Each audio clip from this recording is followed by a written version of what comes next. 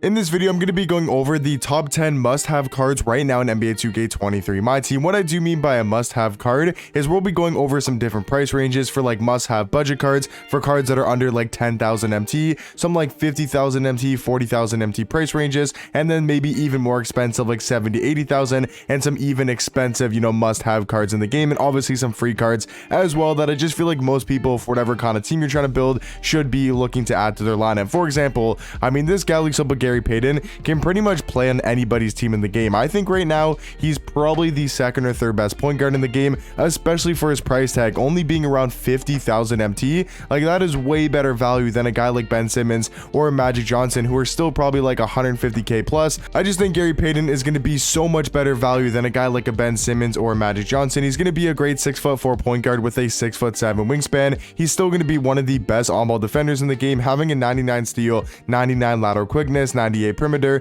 and a 90 interior defense. And then even offensively, they actually souped out this card like crazy, giving him his jump shot on very quick timing, so a very solid release. He's got the MJ dribble style, the Paul George size up, which is pretty cool, but he's got the Trae Young escape, which is potentially the best escape in the game, and really no cards in the game besides Trae Young has that escape. And then he's also got that Dame behind the back. He's got the Trae Young leaner as well. He's got the quick drops off one.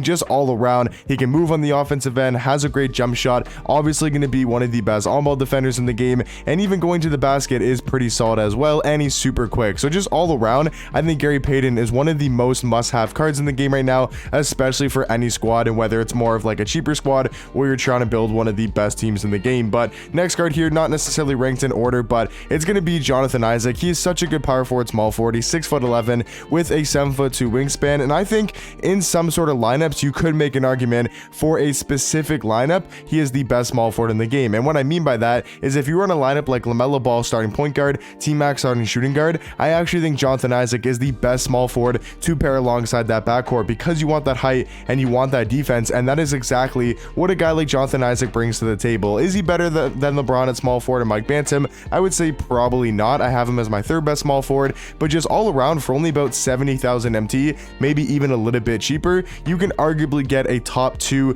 top 3 small forward in the game, and that's just going to be a must-have card to have on pretty much any squad in the lineup, just because of his defense, his ability to guard the 1 through 5. He's got a decent jump shot, he can move a little bit. I just think all around for most squads in the game, you're definitely going to want to have Jonathan Isaac on your team.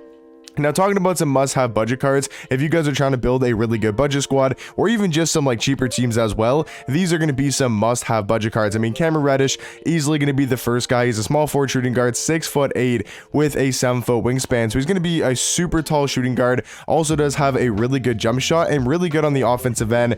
He's got the MJ dribble style, Kobe escape, normal leaner. Even like his offensive stats are pretty well rounded. 95 driving dunk, 92 vertical. He's got that Hall of Fame limitless takeoff, Hall of Fame posterizer.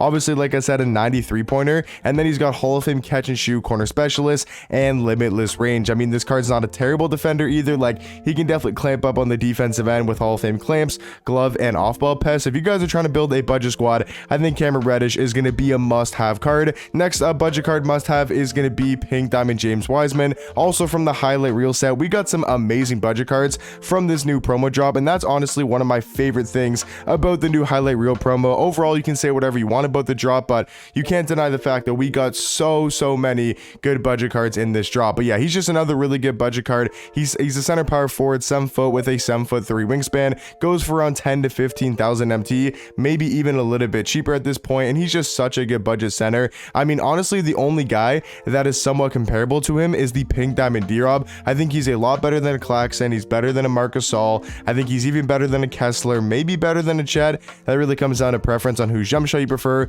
I will say Wiseman's jump shot really isn't the greatest, but he is just such a good center for under 10,000 MT. And then the final budget card we'll talk about in this video is going to be Pink Diamond Lance Stevenson, who's also under that 10,000 MT range, which is absolutely crazy, at least in my opinion. The fact that you can get this card for under 10,000 MT, I think is insane value, and definitely a must-have card if you guys are trying to build a budget squad and you're looking for that point guard. He's 6'5" with a 6'10" wingspan, and Lance really just does it all on the court. I wouldn't say he does anything too crazy and he stands out in one particular thing, but he just does everything at such a high level. He can rebound the ball, slash to the basket, play good defense. He's 6'5", has a good jump shot. I mean, just all around for a budget card, I would definitely say he's a must-have card. Now, talking about our probably only expensive card on this list, and that's going to be Dark Matter David Robinson. And the reason why he's the only expensive card is because if you guys are trying to, build a really good team, but maybe you don't want to build like the best team in the game. For example, my only really expensive card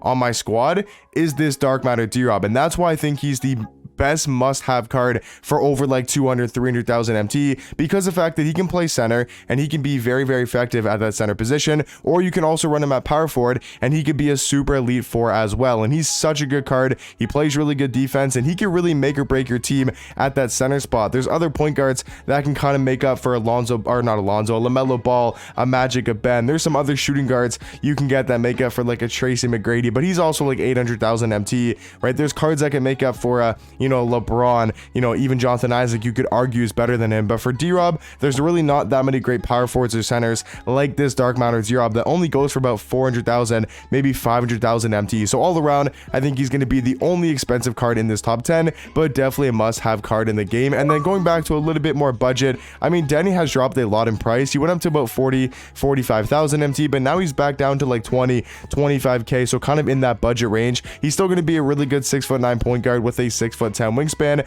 I wanted to include him in this list because once again, if you guys are looking to build that budget squad or just pretty much any kind of mid-level team in the game, like if you're not using the best squad in the game and you're not using the Ben Simmons, the Magic Johnsons, the LaMelos, I mean, the next 2 point guards you probably look at is Gary Payton, Lance Stevenson, Denny. So they're just going to be must-have cards if you're not trying to build the best card in the game, our best team in the game, just because Denny's a 6'9" point guard, has a decent jump shot, and is basically just a budget Ben Simmons or a budget Magic Johnson. But next card here is going to be Galaxy Rudy Gay. His price has been fluctuating a lot recently. I believe he's around like 40,000 MT. He could be a little bit more, could be a little bit less, but he is still going to be such a good small forward. He's 6'8" with a 7'3" wingspan, and this card can really do it all on the court at a very high level. Yes, he's going to be mainly more of a rim runner, really good at slashing into the basket with a 97 driving dunk, 95 vertical, and also has one of the easiest jump shots agreed in the game with the Rudy Gay base and the Rudy Gay upper. I mean, it's one of the best bases in the game, and it's one of the best uppers in the game as well. So just, I think Rudy Gay is definitely a must-have card in your squad. And then to round off, or not top 10, but round off the top 9, I should say, before we do talk about free cards, is going to be Pink Diamond Dino. He might honestly be one of the most must-have cards in the game because he's just so elite for his price tag. He only goes for about 30,000 MT, maybe a little bit more, maybe a little bit less, but for that price range, you're getting such a good center and power forward. Has a 8-foot wingspan. He's 6'11", plays really good defense. He's got some amazing dribble sigs for your center or power forward. He's got the MJ dribble style, Steve Francis size up, Kobe escape. I mean, he's got a good jump shot. I mean, just all around, I do think he's a must-have card for most squads in the game. And then to actually round off the top 10 must-have cards in the game right now, we're going to be talking about some couple free cards here. Obviously, the Mike Bantam, the Billy Knight, those cards are going to be must-have if you can get them. Yes, they are a little bit tricky and obviously take a lot of time and a lot of luck to get them. So if you do have these cards, you are definitely very lucky, but I would still say Mike Bantam, Billy Knight are 1000% going to be worth grinding for,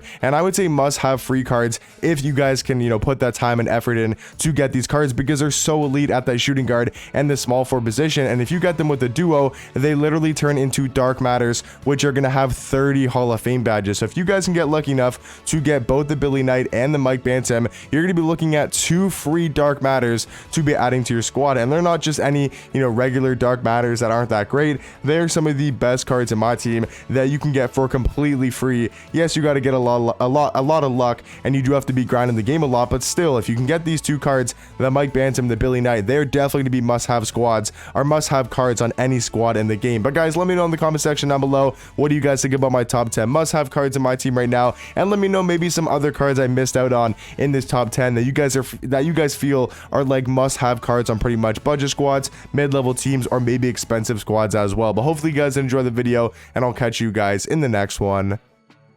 Peace.